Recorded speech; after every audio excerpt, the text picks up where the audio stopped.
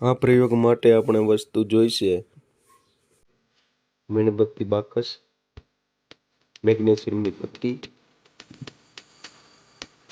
પાણી,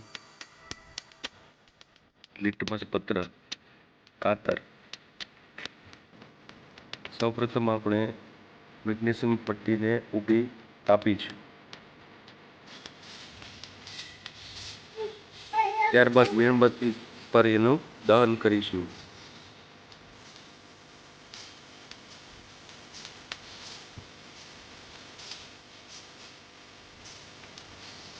તેને બાષ્પ વાટકીમાં નાખીશું.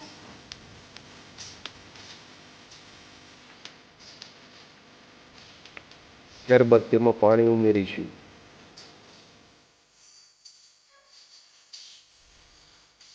પાણી સાથેની પ્રક્રિયાથી તે મેગ્નેશિયમ હાઇડ્રોક્સાઇડ બનાવે છે. પૂરા લિટમસ પત્ર તળવાની કોઈ અસર થતી નથી